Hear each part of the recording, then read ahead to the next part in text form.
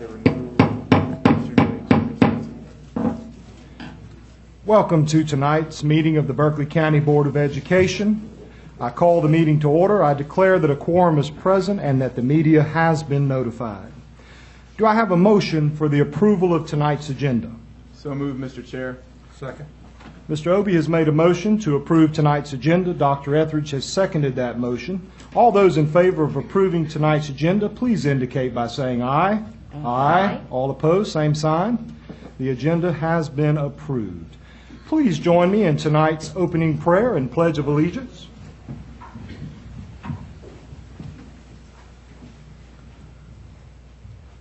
Our Father, who art in heaven, hallowed be thy name. Thy kingdom come, thy will be done, on earth as it is in heaven. Give us this day our daily bread, and forgive us our trespasses, as we forgive those who trespass against us. And lead us not into temptation, but deliver us from evil. For thine is the kingdom, the power, and the glory, forever and ever. Amen. I pledge allegiance to the flag of the United States of America, and to the republic for which it stands, one nation, under God, indivisible, with liberty and justice for all.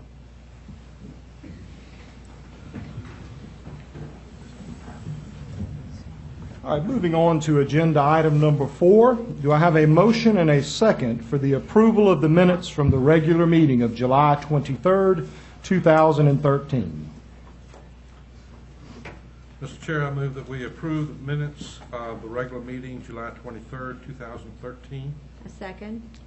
Thank you, Dr. Etheridge. Thank you, Ms. Schwabe. Dr. Etheridge has made a motion to approve the minutes of the regular meeting of July 23rd. Ms. Schwabe has seconded that motion. All those in favor of approving the minutes of the regular meeting of July 23rd, please indicate by saying aye. Aye. All opposed, same sign. The motion carries 7-0. The minutes for the regular meeting of July 23rd have been approved. We will now move to agenda item number 5, special recognition. Ms. Kavach.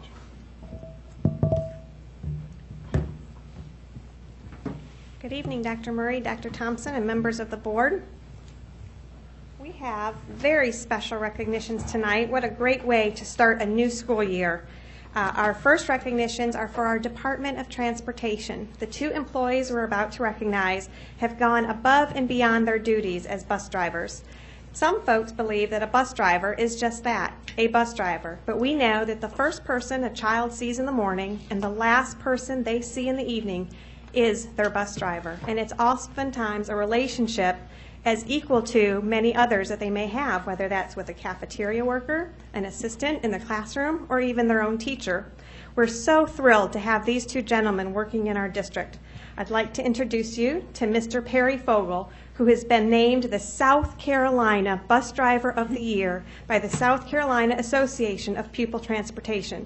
He has also been recognized as the state's 2-time bus rodeo winner. Please help me in recognizing Mr. Fogel.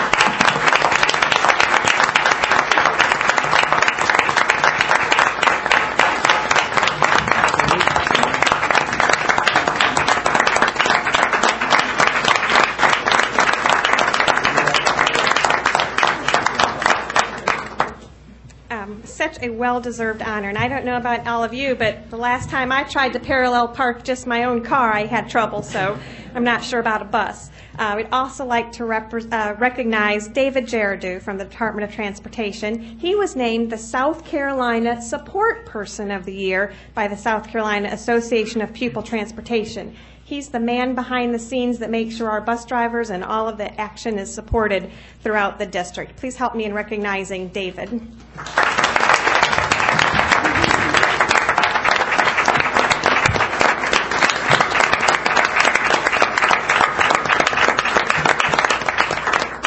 Dr. Murray and Dr. Thompson are going to take a picture real quick. They had to bring their own plaques with them that was given to them by the South Carolina Student Pupil Association. And of course, for those of you that don't know, Mr. Wes Fleming, he is our Director of Transportation.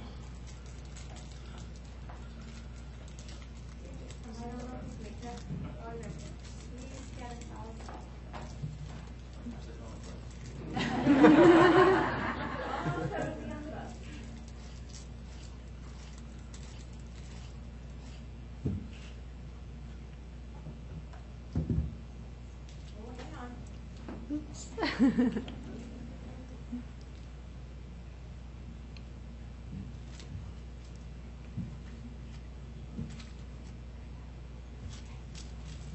Thank you so much. You just stay here.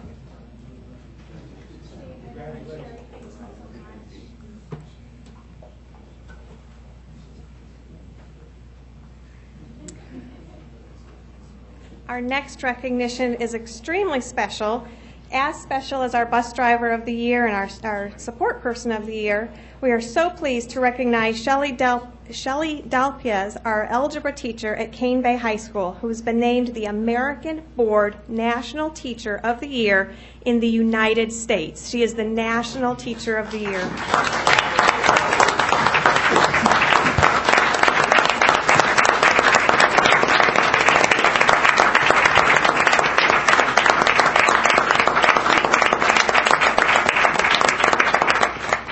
Just give you a brief overview. The American Board for Certification of Teacher Excellence announced Shelley would be the American Board National Teacher of the Year, and she won that award as an honor from as an American Board alum who exemplifies the organization's belief that the inspiration to teach comes from a commitment to the community and the desire to make a difference. Her principal, Dr. Lee Westbury, will just have a few comments. Thank you for recognizing Shelley tonight. She is a tremendous teacher, and she's one of those teachers who is alternatively certified. So you know where you find good teachers don't necessarily always come from the place you expect. And Shelley is phenomenal. She has great relationships with her kids, and she is always trying to find ways to make sure that her students achieve. We were proud of her when she was named the South Carolina ABCTE Teacher of the Year, and overwhelming with pride when she was named the National ABCTE Teacher of the Year. So she is most deserving, and thank you for giving her that recognition.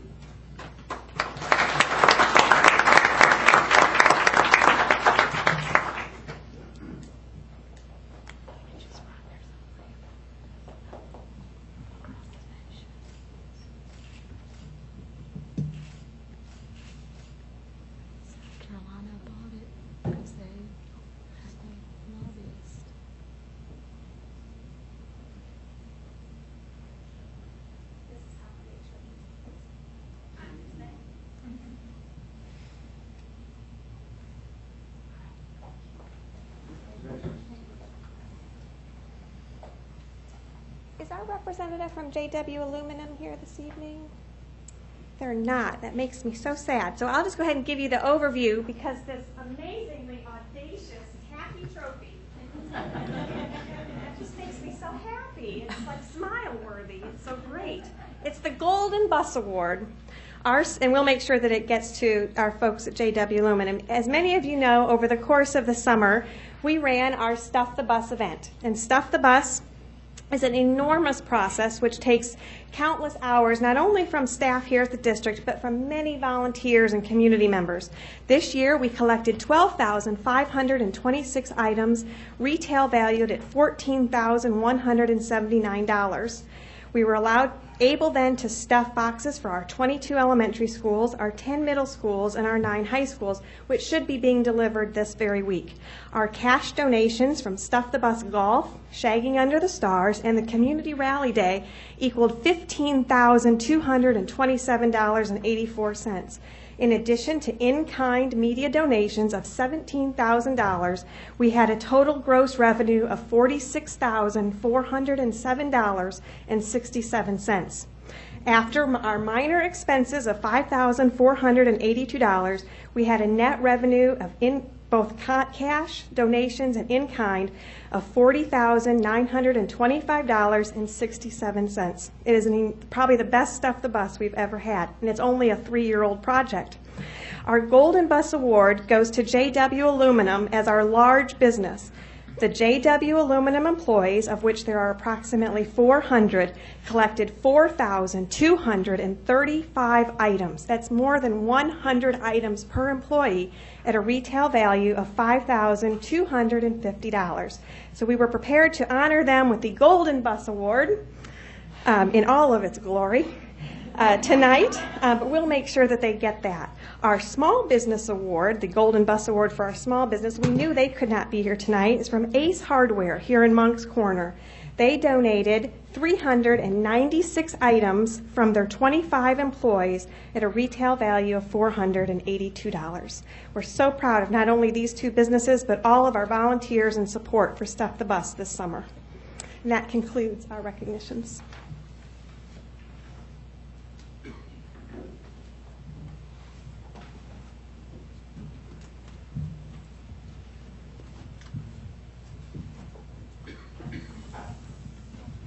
All right, congratulations to all of our honorees tonight, state champions, national champions. Once again, you're making Berkeley County look great, and we certainly appreciate all of your hard work. So congratulations to all of our special recognition folks who were here with us this evening.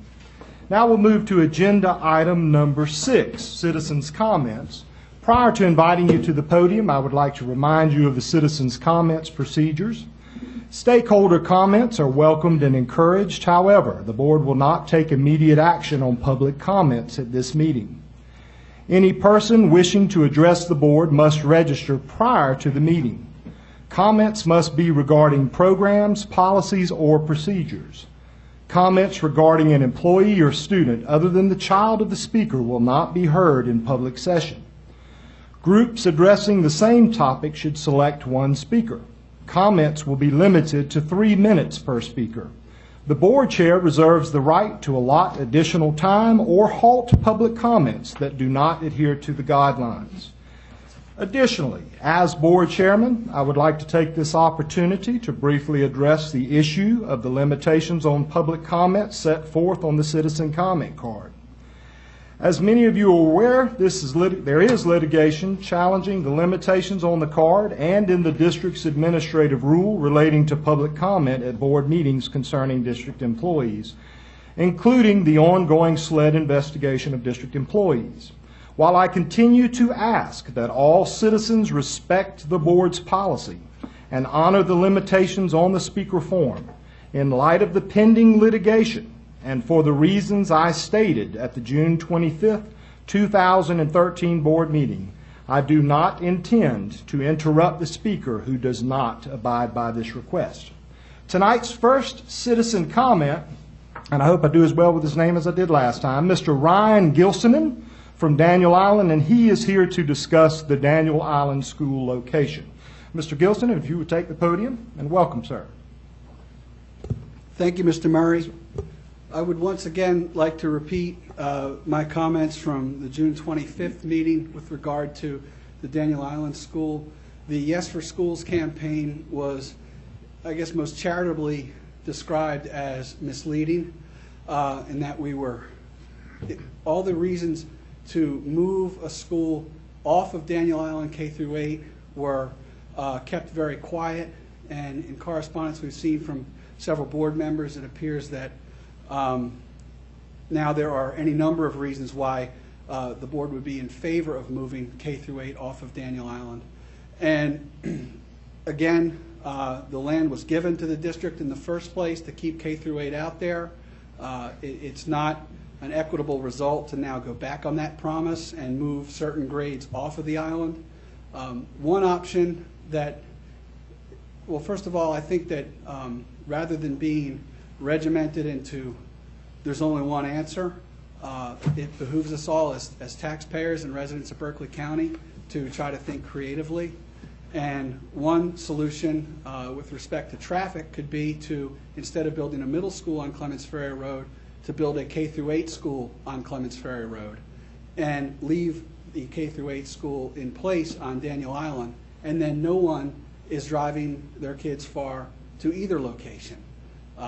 K through 8 could work quite well out there in the land that's available, and it would serve people who live there, and they wouldn't have to drive terribly far. Likewise, the people in grades 5 through 8 on Daniel Island would not have to drive to Clements Ferry Road. It would go back to the neighborhood school concept that has served this country so well since the beginning of public schools. And I would ask the school board respectfully to consider that and any other creative ideas that might come forth from people of good faith in Berkeley County. And that's it. And lastly, I guess we would look forward to seeing some proposals soon and the promised public forums on the location of the schools so that we could all review the options and comment on them.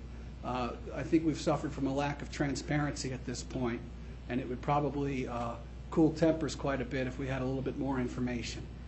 Thank you for your time. Thank you, Mr. Gilson, and we appreciate your comments tonight. Next up is Rendy Ryan. Rendy Ryan will also be speaking on the location of the Daniel Island School. Mrs. Ryan, please take the podium. Welcome. Thank you very much for allowing me to come and speak to you all tonight. I have been a resident of Daniel Island since 2002, and as you already spoke, I am here to talk about the placement of the Daniel Island School. I want to be one of the voices that is talking on Daniel Island right now and share with you what people are saying. We must find a way to keep the Daniel Island students on Daniel Island, at least, please, through 8th grade. If they must be placed up Clements Ferry for high school, so be it. Hopefully a larger campus and a bigger student population will bring with it greater opportunities for our students. But right now, I don't see any reason to pull middle school students out of our neighborhood. Some are saying that traffic is something that you all are considering as you talk about this issue. Let's talk about traffic for just a moment. If you want to take all of the students who currently ride their bikes, who walk, or golf cart to our Daniel Island neighborhood school, and you want to put them in cars and send them up Clements Ferry Road, you're not going to solve any kind of a traffic issue. Daniel Island is a growing community.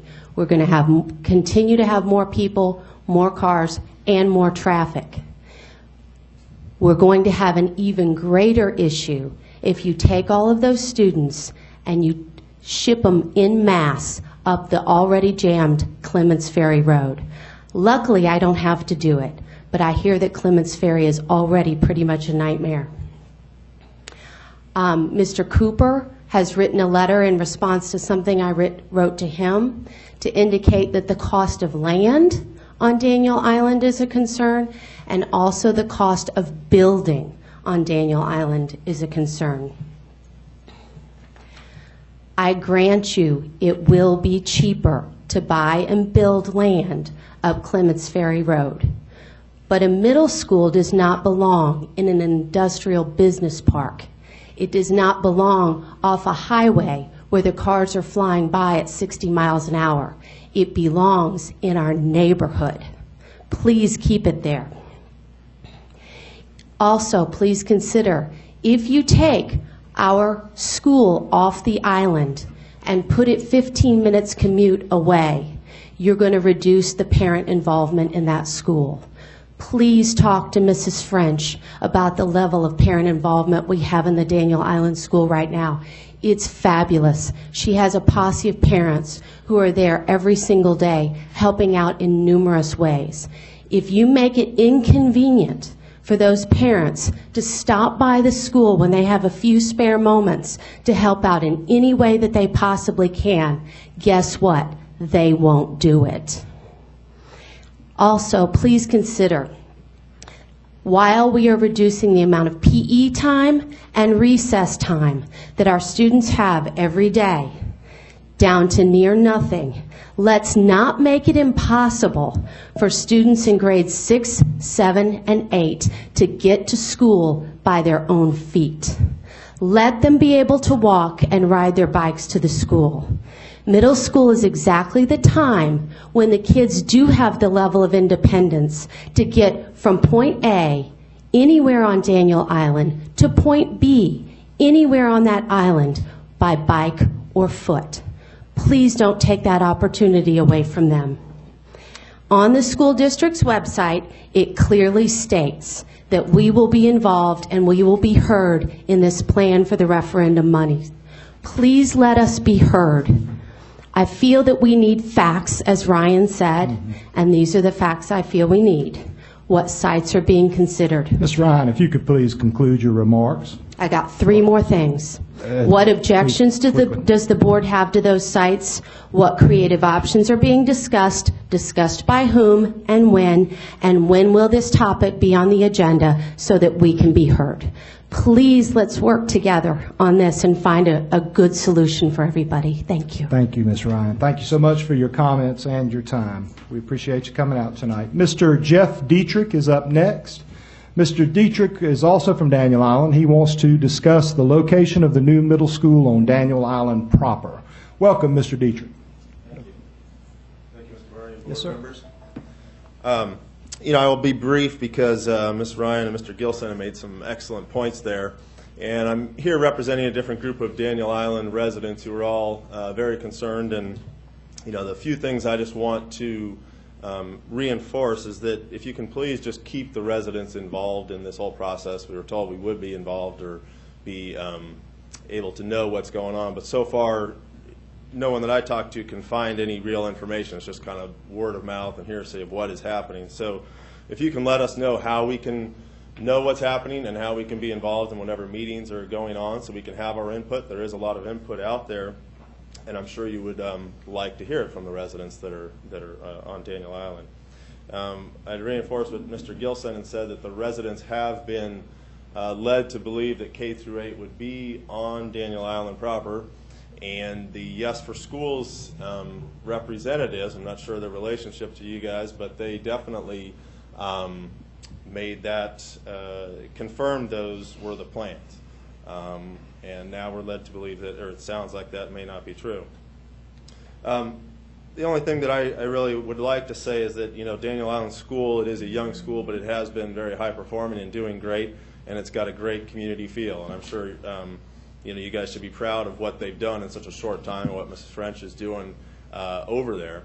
And as Ms. Ryan was saying, I think the biggest part of that school succeeding is the huge community involvement, and that's because it is a neighborhood school, and people are going to be more involved when it's right there. And there's a huge parent support, and I just want to let you know, if you do take that, the middle school off the island, you're going to lose a big portion of that parent, volunteer, and financial support that the school receives and will continue to receive. And you'll probably lose a significant proportion of some of those students as well if they're forced to leave the island. And so, I know you guys want high-performing schools, and I'm sure you're proud of how well that school is doing, and I think we need to keep that community involvement to keep it going. So just in closing, I just want to know, if you can let us know what the residents can do to have their input heard, and if we can please be aware of what we need to do to stay involved in this whole process so that our voice can be heard. But thank you. Thank you, Mr. Dietrich, for your comments. Chair. Yes, Dr. Thompson, would you like to address the folks from Daniel Island? I know you had planned on discussing this during your superintendent's report. I did have some comments in my superintendent's report, but I think it's fitting to have those comments now. And thank you guys for coming out and sharing your thoughts in regards to this school. And I'd like to say over the last several weeks we've had some calls and emails from residents from the Cane Hoy area, Clements Ferry Road area, and the Daniel Island area in regards to a desired location for a middle school or another type of school in that area. And I want to reinforce at this point the board or the administration has not had any formal discussions in regard to this topic. And you ask about information. At this point, there's no information that we have to share. And as stated last January when the board set priorities in the building plan and they revised that plan in June, we will, and I want to emphasize, we will seek input from all stakeholders that are going to be impacted by this decision. We're just not at that point where we have solid information to share. Hopefully we can do that in the near future. And I'd just like to conclude that if there's any information or anything being discussed about a proposed location or any theories out there about a proposed location, or at best a rumor at this point that would not have been started by this administration. So I just want to assure you when we have some information, some solid information that we can share and some proposals, we will do that in a public format for all the stakeholders to take part in. Thank you. Thank you, Dr. Thompson. We have one final citizen comment. This gentleman does not need to be announced in this forum. Mr. Willis Sanders, he's a Berkeley County legend, hero to our children. Come take the podium, Mr. Sanders. He needs not be recognized. We know you. Mr. Sanders, take as long as you'd like. How many years were you in the district? I'll give you a minute for each year. Was that a 50? Remember, what you do for one, you have to do for all of them. That's right. All right, that's Thank you, Ms. Moore. Willis. board members, Chairperson Murray and Dr. Thompson. As a citizen and community volunteer, I come to you this evening with a special gift of my time, talent, and treasure from my heart to yours.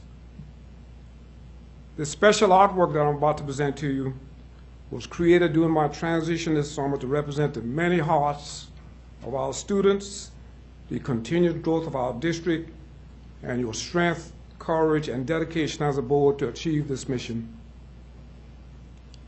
Teamwork was involved in the creation while listening to gospel music and others. First of all, I listened to Dr. Rodney Thompson, who suggested I give this donation at the beginning of this school year instead of the end of last year when I transitioned and entered to a new chapter of service to the community.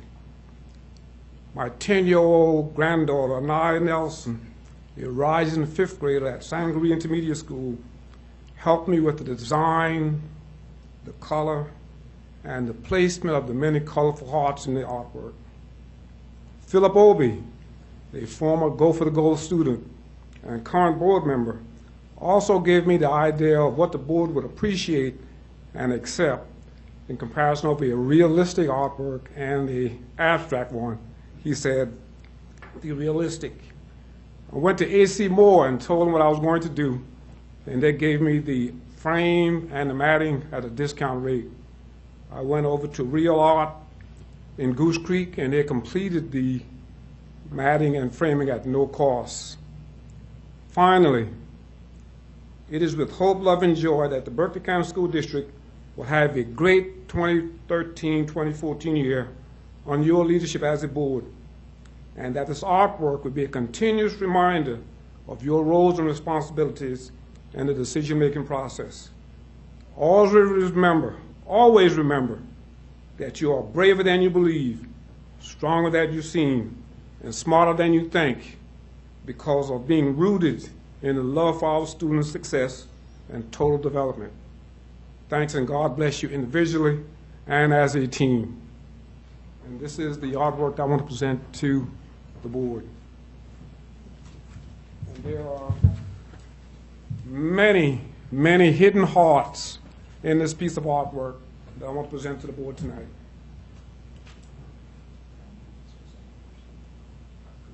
You're quite welcome, sir. We accept this with a tremendous amount of respect.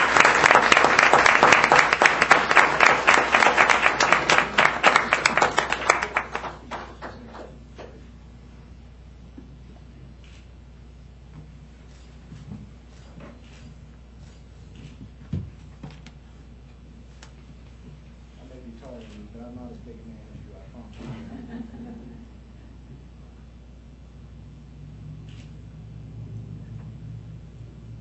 Yes, like this.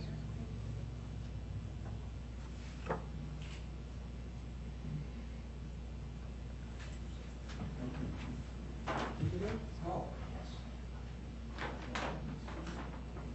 Yes. You know, I think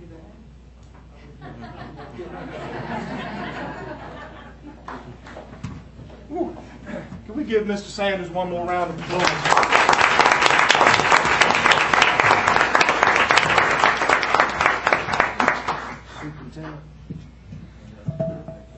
There are not too many men that have walked the face of this earth that has the qualities that he has. Would you agree with that, Mr. Obey? We have been blessed. Where are you, Mr. Sanders? We've been blessed. Thank you. I like that guy. I like him a lot. All right, let's move to agenda item 7. But prior to moving to agenda item 7, this would be a great opportunity for any guests or visitors that need to leave at this time. This is your opportunity. because we're getting ready to get into the meeting. And congratulations to all of our folks who were recognized this evening. We're very proud of you, very proud.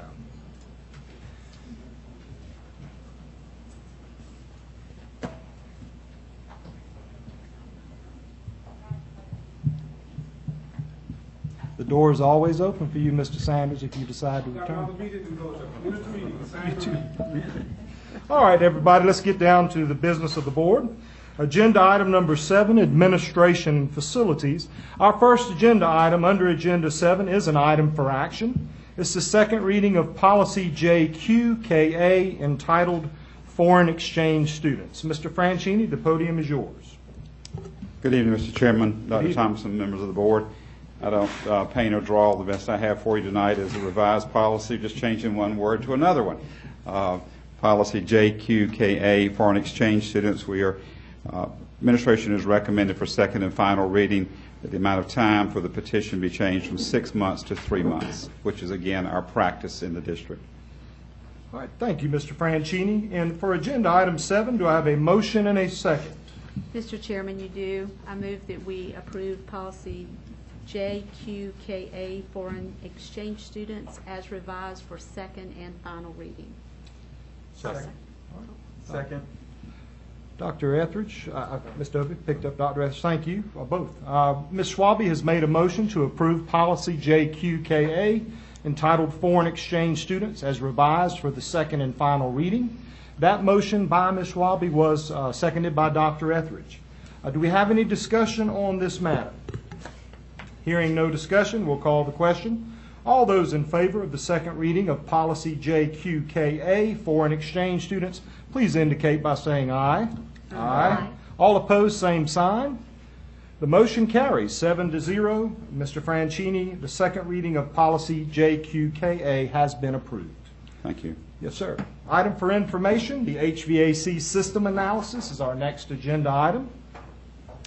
Members of the board, one of the most important components of any facility or school is the heating, ventilation, and air conditioning system, or abbreviated as HVAC. Think about it. If you're too hot or too cold, it is difficult to pay attention and learn. Additionally, the initial cost of the HVAC system is the most expensive of all components in any new school. It costs the most to maintain, and it also uses the most energy. For all these reasons, it made sense for the Berkeley County School District to commission a study to look at our new schools and determine what system we should use and what system will meet the recently revised codes.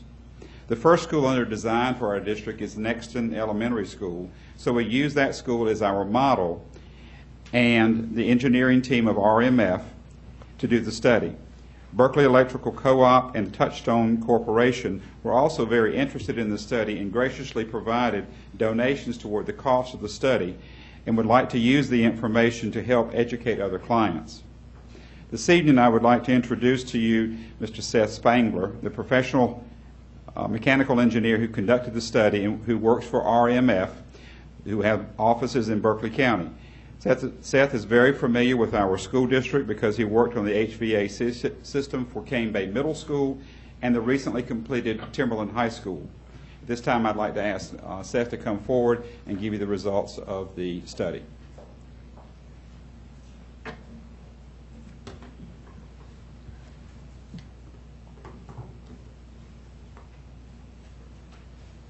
Good evening, members of the board. Thank you for allowing me to present the results of my HVAC system analysis this evening. I'd like to start by thanking Mr. Franchini, Ms. Myers, and Dr. Thompson for their help, because without your support, this would not have been possible. First off, my name is Seth Spangler. I am a licensed professional engineer.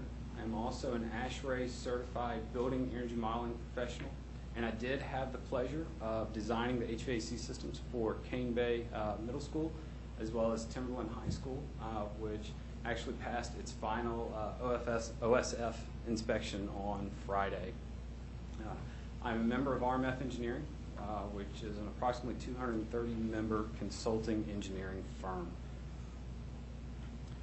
The purpose of this report was to perform a life cycle cost analysis on various HVAC systems. We started the analysis by meeting with the Executive Director of Facility Services, Mr. James Thomas, and Director of HVAC, Chuck Ash, to determine what types of systems were currently in use within the school district, their ease of maintenance, the cost of maintenance, as well as their life cycle. The goal is for the results to find the most cost-effective system based on a 20-year life cycle cost analysis, and for this system to be used in Berkeley County School District's future schools. The first step in the life cycle cost analysis is to complete an energy model. I do these every day, but most of you probably are wondering what exactly is an energy model. Well, an energy model is it's a mathematical model of an actual building. I use a software program called eQuest. It's a graphical user interface. It's based off of a building design language developed by the Department of Energy, specifically for whole building energy analysis.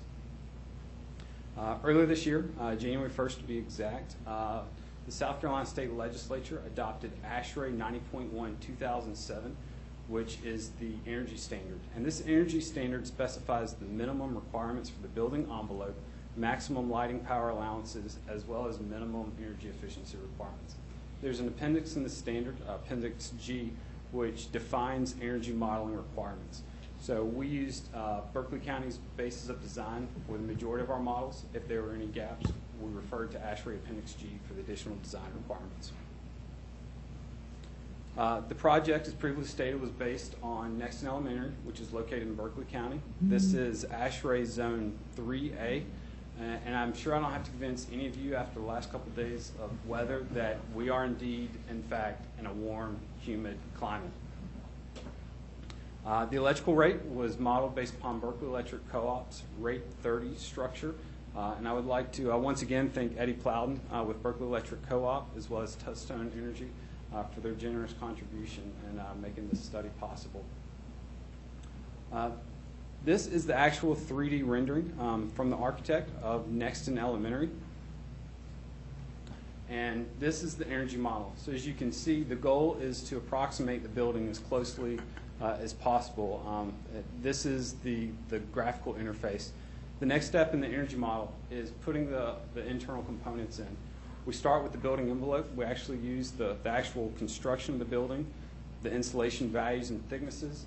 We add in windows, office equipment, coffee makers, lighting, computer systems, all the other heat producing and electrical consuming equipment. And lastly but not least, we model the students and their teachers themselves as they move throughout the building. The next step is we add in the HVAC equipment. We modeled water source heat pumps or fan coil units, dedicated outside air units, boilers, pumps, and cooling towers or chillers. So what are the results? The energy model calculates 8,760 hours, or 1 year. Every hour it calculates the energy usage, and then that energy consumption combined with utility rates comes up with an annual energy cost. So now that we've completed the energy model, we started with the life cycle cost analysis. The first component is the capital project cost. This consists of the actual construction cost.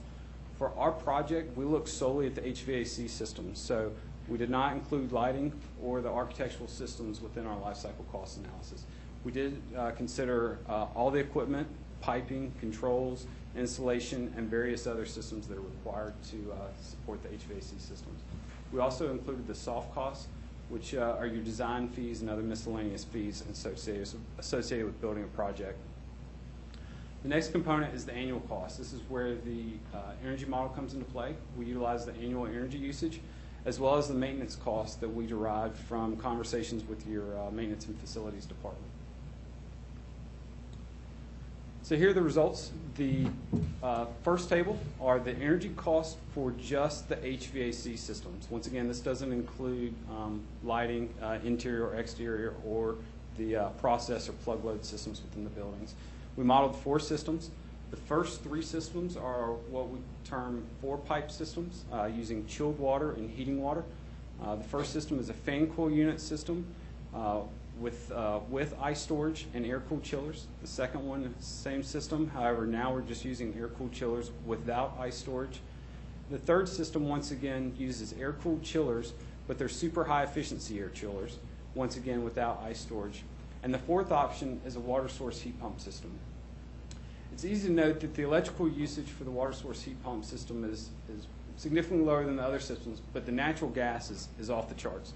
And the reason for that is a water source heat pump system contains a condenser loop, which is an inherent energy recovery device. One unit can be in cooling mode, rejecting heat to the loop, and another unit can be in heating mode that's pulling heat from that loop. So you don't need either source heating or source cooling at your central plant. You're simply exchanging that energy via your water source loop. And that's what leads to ultimately the lowest annual energy cost for System 4. Once again, we calculated life cycle cost, our capital cost, which is our construction cost, and our soft cost, our first year annual cost, which once again is your annual energy usage combined with your maintenance cost, and it comes up with your life cycle cost. This is based on a 20-year period and a 4% rate of escalation on your utility charges. Once again, System 4 is your lowest system. Just to give you some numbers, based on energy only, System 4 is approximately 44% more efficient than any other system. And based on life cycle costs, System 4 is approximately 14% less expensive than any other system. One of the many questions I've gotten throughout this study is, how are we going to handle humidity? In our region, humidity control is extremely important. And my answer has always been with a dedicated outdoor air system. What this does is it allows us to decouple the ventilation load that's required by code from our space heating and cooling requirements. This ensures that we can always limit the maximum relative humidity in the space to 50%, and allows us to ensure that we have a positively pressurized building, which limits infiltration and provides conditioned makeup air for our building exhaust systems. Here you can see a schematic of a decoupled dedicated outside air system. The top portion up here, this is the actual outside air unit. This unit has two modes of energy recovery in it. This first energy recovery device right here is a total enthalpy plate and frame heat exchanger. And what this does is exhaust from bathrooms and relief air from the building is exhausted out of the building. It actually pre-cools or preheats, depending on the mode, the outside air coming into your building. This provides significant energy savings. Coupled with a sensible device, this device here further reduces the relative humidity in the air and provides cool, dry supply air to your space. We deliver this air as first source heating or first source cooling, depending on the mode, and it allows in shoulder seasons for your fan coil or for your water source heat pump to remain off. The most efficient system is one that never operates, while allowing your space to maintain a relative humidity ratio of less than 50%. Thank you for your time. I appreciate the opportunity to work with your district and your facilities department. Are there any questions? Well, thank you, Mr. Spangler. Do we have any questions for Mr. Spangler regarding his presentation? Ms. Schwabe. I just want to be reminded, which of those do we have in Cane Bay Middle? It's the four-pipe system. Cane Bay is a four-pipe system. It's a modified version of number 1. Let's point out, though, that the codes changed this year. Right. So the design he did here is different than Cane Bay because this is to the new codes, not Prior to January 1 of this year, we were under the 2006 energy codes, which reference ASHRAE 90.1 2004, with the legislature adopting the 2009 energy codes and consequently ASHRAE 90.1 2007. Changes had to be made in the configuration of the HVAC system. Just to piggyback on that a little bit, so the four-pipe system as a concept is not against OSF requirements. They've just changed the way it must be installed? Yes, sir, that is correct. Is that correct way to say it? It's not OSF, it's the International Energy Code. Gotcha. That's requirement.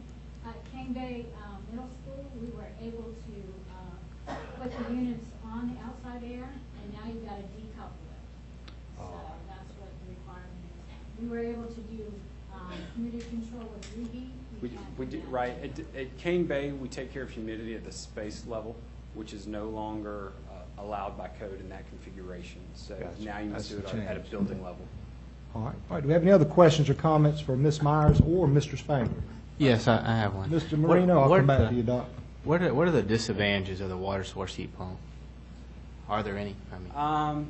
You know, really the advantages and disadvantages of a system come with what your facilities and maintenance department is comfortable with. And, you know, I was talking before this meeting, there are other systems out there, but if your facilities department isn't comfortable maintaining it, if they can't maintain it, it doesn't matter how energy efficient the system is initially. And that's why we came up with these systems, and that's why we started off with the meeting with your facilities department to determine what systems are currently in use, what systems are working well, and if there are any maintenance issues. And the water source heat pump system is in use throughout the school district and has performed very well for an extended period of time. Thank you. All right, Mr. Moreno, does that conclude your questions? Yeah. Good. Dr. Etheridge? Just a brief question. Yes, sir.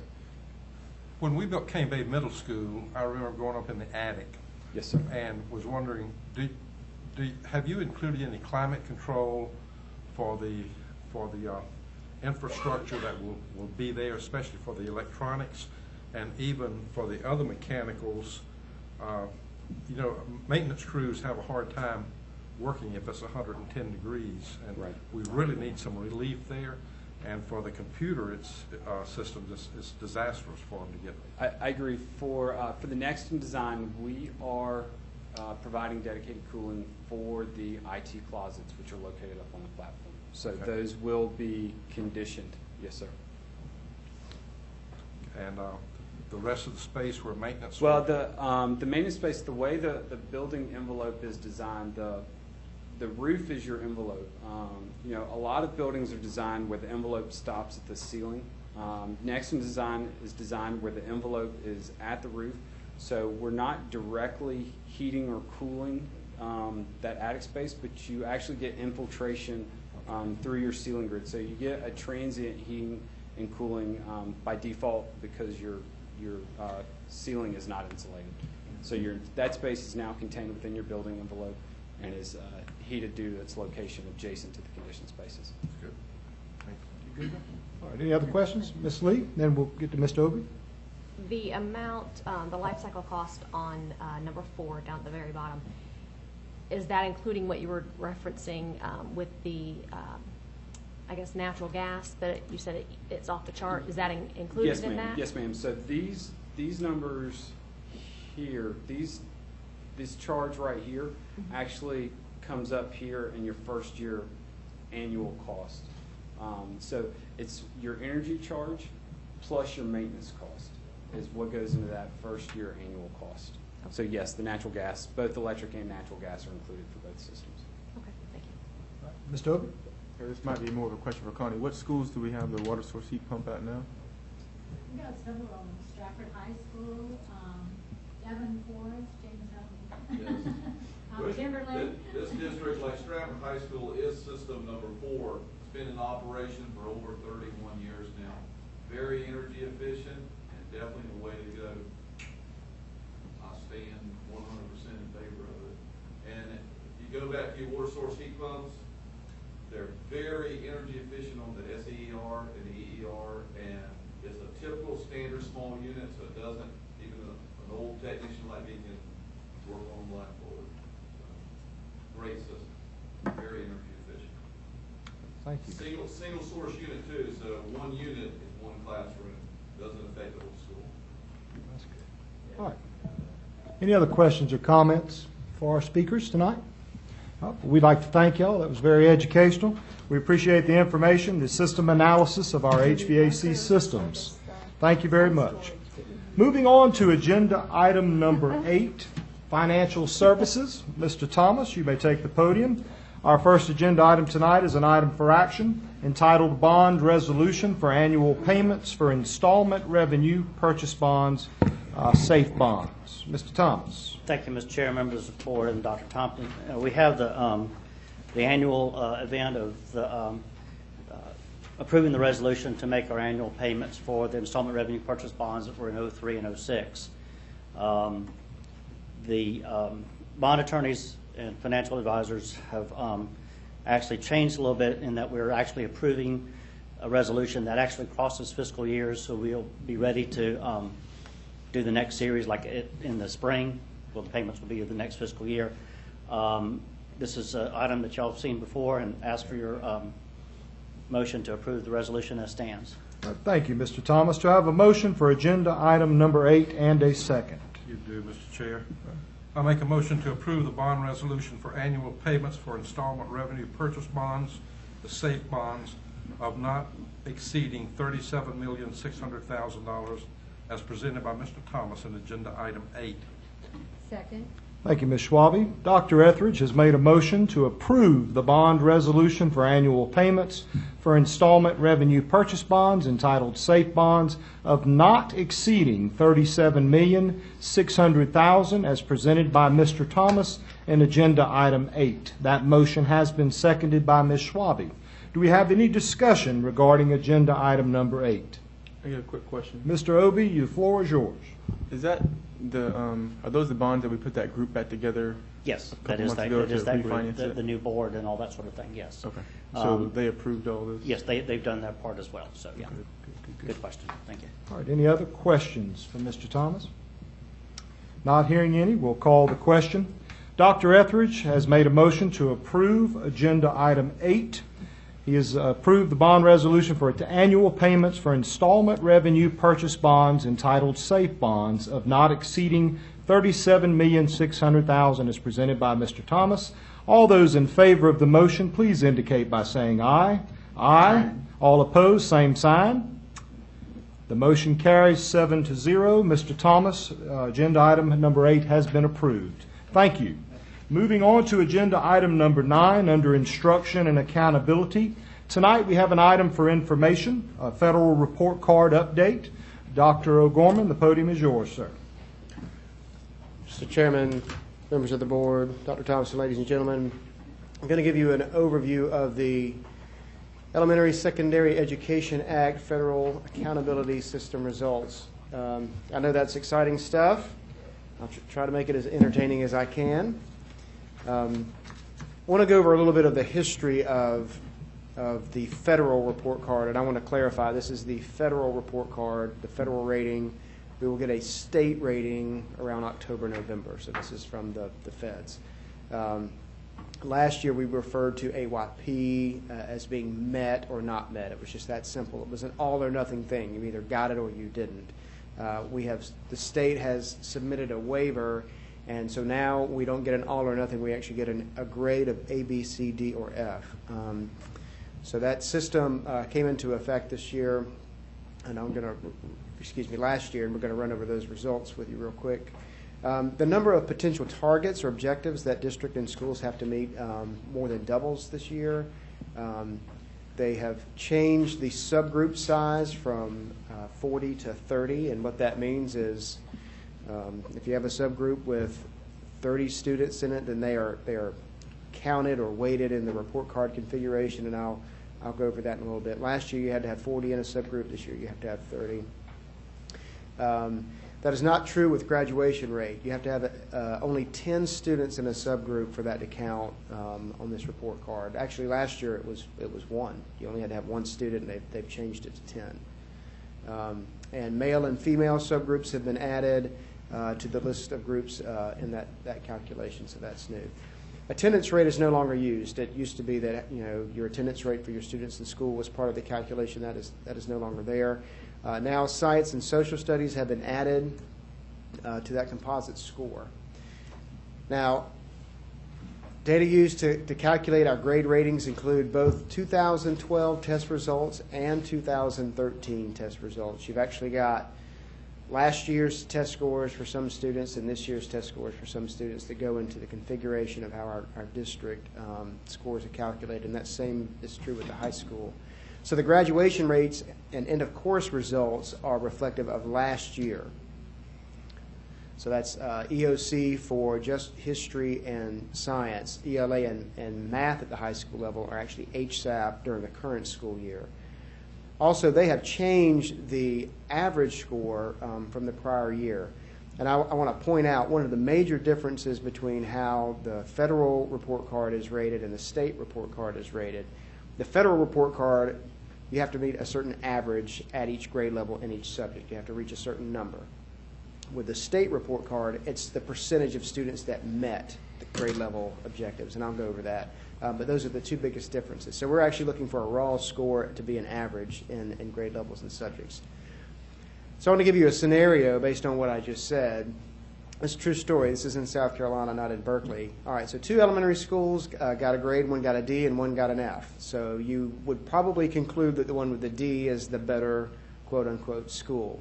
However, the school with the F actually had a higher percentage of students passing the test than the school with the D, because the percentage of students that passed was higher, but the average score was lower in that particular school. All right, so I know this this looks complicated, and we're going to try and break this down for you. All right, so over on the left-hand side, every district, every high school, middle school, elementary school actually gets a copy of this. And what they do is they list all the subgroups down the left-hand side. Now, I want to point out that this particular example has an Hispanic population, and you see some numbers across here. If there were less than 30 Hispanic students in that school, that would not be there. So that's what I mean by you have to have 30 students in that subgroup. So for each one of those subgroups and for all students, you're giving a 1, a 0, or somewhere in between for each subject area.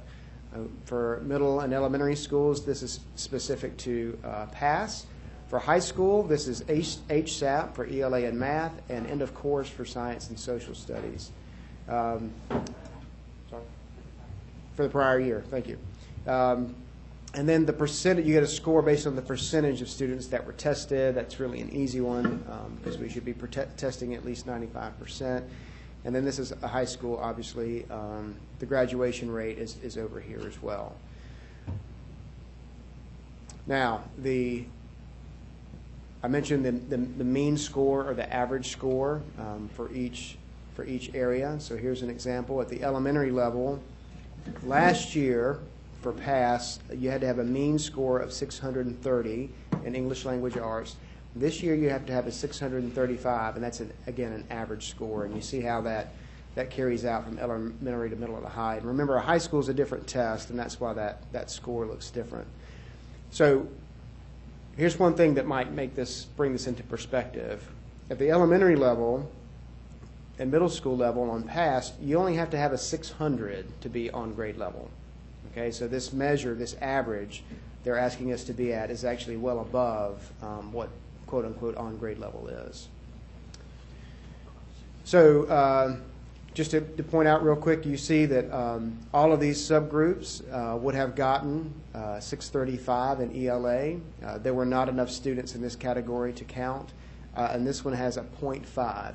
And the way you can get a 0.5, this school, let's say they had a 600 last year and their average went up to 605. They did not grow enough to meet the 635, but they did grow by 5, and so they get 0.5 credit for that. Their growth from the previous year is how you can get a decimal there. All right, and so again, this just kind of points out where you can get points and lose points on this system. So again, these folks met the mean or average score. This group did not, and this one had a growth of 5 from the previous year. And I want to point out when they calculate this that each one of these weights is counted equally. So the entire number of students in your school, this 1 counts just as much as this 0.5 when you add this up. So you can have a population of 31 students that weigh, in effect, when you calculate this, as much as the entire population of the school. And you see that down here at the bottom. So you have the total number of points that were awarded, and all they did was add 1, 2, 3, 4, 5, and they went straight down, and they came up with an 8. The total number that they could have gotten was a 9, because they lost 0.5 here and 0.5 here. So they got 89% of the objectives. The weight for that particular category is 22.5. Sorry about that. So 89% of 22.5 comes out to be 20. And you do that all the way across, and you add up the bottom, and that's how you get your final score, if you will. Dr. Gorman, if I could ask you one quick question, and I'm going to try not to get mired down in this, but you've just cause some concern. Could you go back to the previous slide too? And this is a similar, but the previous slide, if you would. Sure. If I'm understanding you correctly, if I'm the principal of Wando High School with 3,700 students, I get 1 point for how my 3,700 students fare on the English language arts portion. Is that correct so far? Correct. Now, if I have 30 or more Hispanic students, I get the same point value as 3,700? That's correct. That's not statistically sound. It's not. Sounds like a State Department. I'm not criticizing you now. I'm not criticizing you. But I you just want to point out painted to the everyone, picture. this is not my math. But you painted the picture very clearly for me, and I wanted to draw that to everyone's attention. You were the first to show me that. That's Yes, difficult to understand. I typically refer to this as voodoo statistics, because you're right. You essentially are averaging percentages, which is statistically something that you shouldn't do. You don't do. Dr. Thompson may Thank have you. missed that in his dissertation, but you're not supposed to do that. I shouldn't pick on him since he went to Carolina.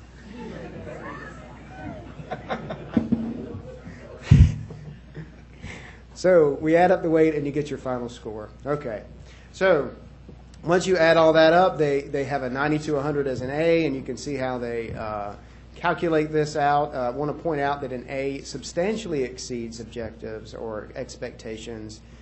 B exceeds, and C is met. So C is actually, you're doing what the state says you should be doing, and the D or F, not so much. So these are statewide results. So the percentage of districts that got an A last year was 31%. This year it dropped to 13%. And so those are districts across the state. And so you see how that increase in that average requirement has really caused a lot of districts to drop. So the average score for districts was 83.8. Berkeley came in at 87.5. If you rank order the numerical value of all the districts in the state, we ranked 22nd out of 80 districts receiving that score, which is pretty good. Pretty good. Also want to point out some good news from this. We have some reward schools, and so in order to be a reward school for performance, it's got to be Title I, have attained an A or B in the 2 recent school years, have free and reduced above 50%, have no significant achievement gaps, that's within those subgroups, and not be a primary school. And so these schools have done this for 2 consecutive years. We have reward schools, Berkeley Intermediate, College Park Elementary, Cross Elementary, and JK that have done this for 2 consecutive years. So we're proud of those schools and what they've accomplished. Now I want to get down to the actual results of the past scores and what they mean. Now I've got two definitions of proficient. Remember, on grade level is 600 on pass, okay? But they're saying 635 in order for federal accountability. But again, at the state, it's 600. So just want to point out that at 600 we have met on grade level. Now I've broken this down by percentage of students meeting that 600 mark. So the state is in blue and we are in green. So you see in ELA math, science, and social studies we have outperformed the state in 2013. This is a historical look at where we compared to the state since 2009, and you can see a similar pattern there. It's typical of large districts to follow the pattern of the state. We certainly want to break away from that in a positive effort. This is our math scores. You see just a slight dip, getting closer to the state there, but still above the state average. High school assessment program, you see for 2012 and 2013 there side by side, we're still above the state by almost 2%. And that's ELA of students scoring 2 or higher. This is math, again outperforming the state once again in 2013. This is that longitudinal data, and you see we've kind of gone back and forth for a couple of years with the state, and now we've kind of got on a pattern with them. And the same is true with math. So at this point, I'll be glad to take any questions. I will say some folks were frustrated with how they've come around with the report card and this particular rating, especially at the high school level. Right. You know, because I hate to spoil this, but our EOC history scores look pretty good. I don't have the final tally in, but they're looking great. And high schools saw some huge gains at specific schools, and they were hoping that was going to bring their report card up. So the good news is that will come into play next year. We'll see some growth there. So I'm looking forward to bringing that information back to you soon. All right, thank you. Thank you, Dr. O'Gorman. Ms. Moore, please. I have a ask your question. My question is, end of course, that test, the end of the course test, are they talking about getting rid of that test? I'm telling you why I asked that. Yes, ma'am. It just seems to me if we have qualified teachers and the students are taught and they're passing in their classes, and then they've taken the HSAP and all these different tests, and yet they must pass the end of the course. That's the name of end of course. Yes, ma'am. End test. of course. I don't see the relevance.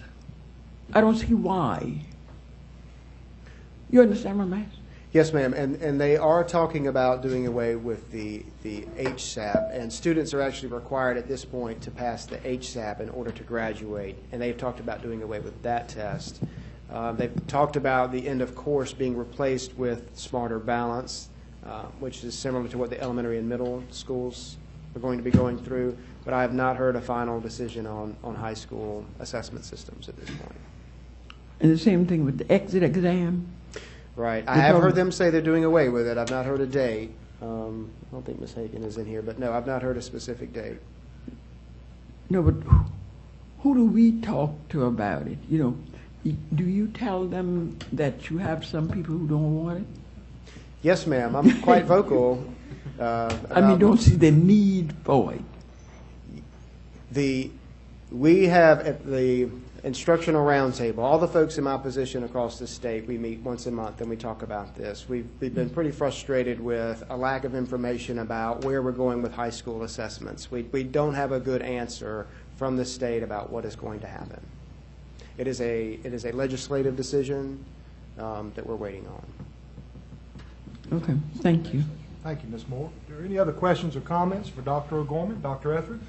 Dr. O'Gorman, back to the just a waiver question on the consideration slide, where you had the considerations that the state had chosen for South Carolina. Yeah.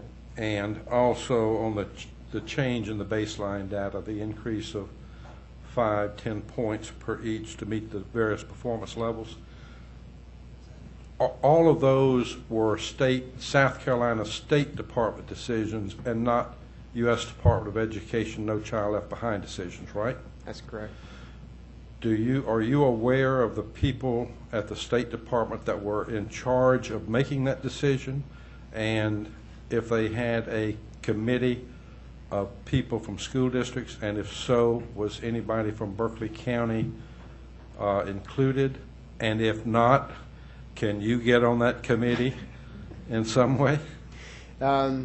Dr. Ling actually attended a meeting, I believe it was yesterday, where they have come back and acknowledged that some of this, I don't think they use these words, but just doesn't make sense. And they do want input from the districts, and so yes, we are represented there. And we expect, based on the information that they heard, that they can send in an addendum or an amendment to our waiver and change some of this.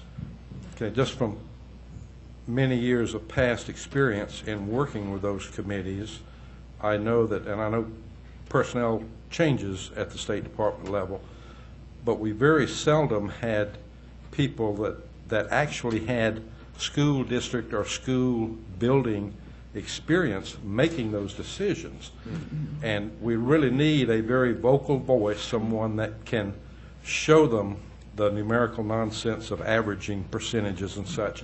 They're to point this stuff out to them. I know they have degrees and they're well intended, I'm sure. Right. But they are sometimes misled, and South Carolina has suffered for 10, 12 years now by choosing higher standards than the rest of the nation, and it throws a bad light on us. I'm for high standards, but I want an accurate comparison of how we do with other students in the nation. You follow me? I'm right there with you, and I've got an even longer concern for that.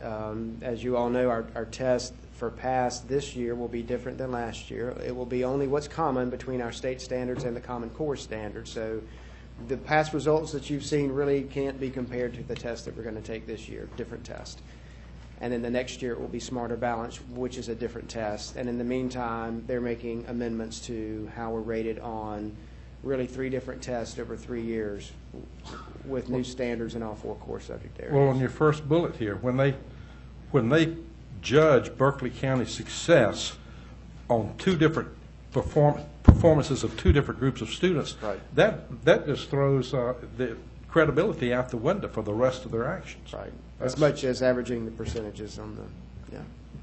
Thank you Yes, for sir. letting me vent. Yes, I will echo that loudly. I just want to second your venting, because you're exactly right. I mean, I think we're at a place in South Carolina right now that no one is surprised by this. And the idea that we can give schools and teachers, for some of them, grades based on, this sort of nonsense is nothing but media pleasing, simple fix, as if anybody could teach. And we know that qualified, highly trained teachers are not born.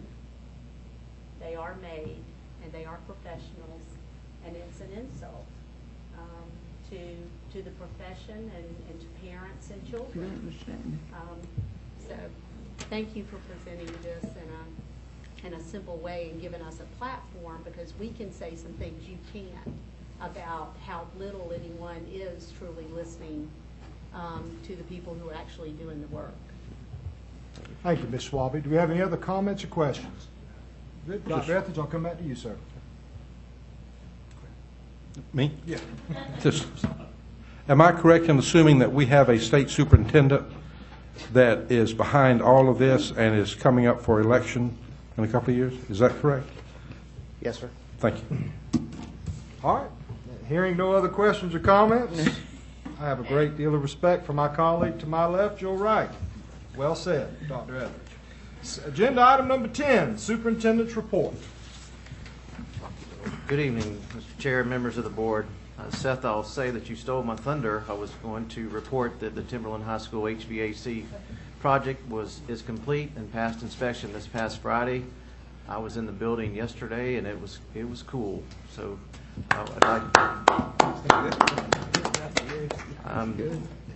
it's very exciting that we started that project, and it was on time.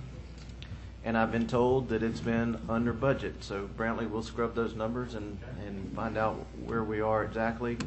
And I'd just like to thank Ms. Myers and her team and the architects and engineers and contractors that was on this project. It went very smoothly. I talked to the principal yesterday, and he was just amazed how this project went, and very little disruption to the students while they were in the building. And the majority of the work was done over the summer, so it's a great way to kick off our building campaign and get this project done prior to the start of school.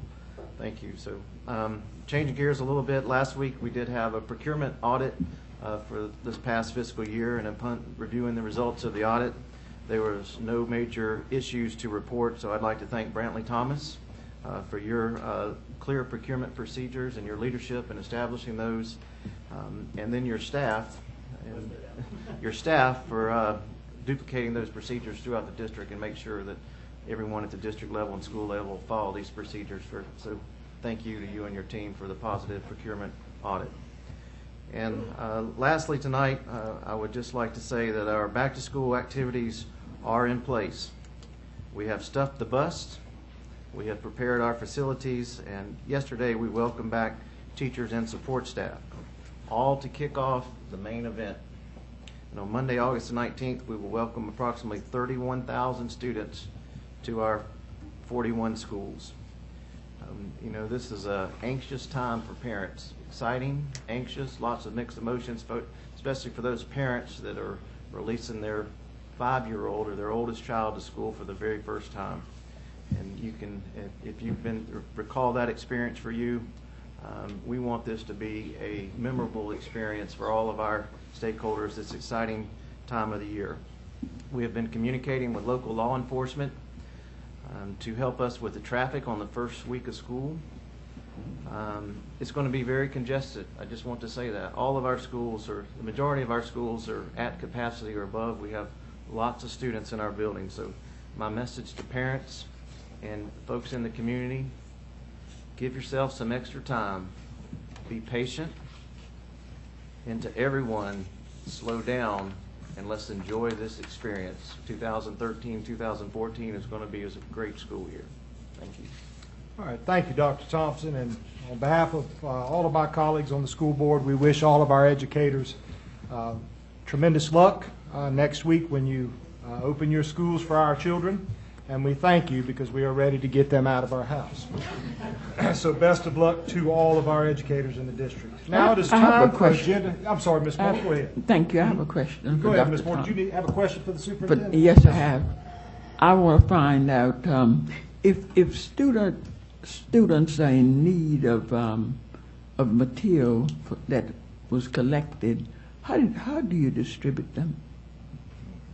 We've been in the process this week of taking supplies to the schools, but if you have a particular family or student in need, you can contact our office or Mr. Kovach's office, and we will set them up with some supplies. Okay, thank you.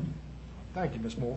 Agenda item 11 is executive session. Prior to receiving a motion to move into executive session, I would like to describe the purpose of tonight's executive session.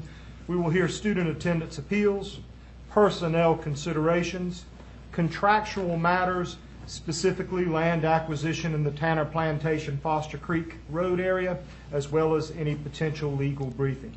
Do I have a motion or a second to move into, a motion and a second to move into executive session? Mr. Chair, I move we move into executive session. Thank you, Ms. Schwabe. A second? Second. Mr. Obie, I'll yield to you on that one. All those in favor of moving into executive session, please indicate by saying aye. Aye. All opposed, same sign. We are now in executive session.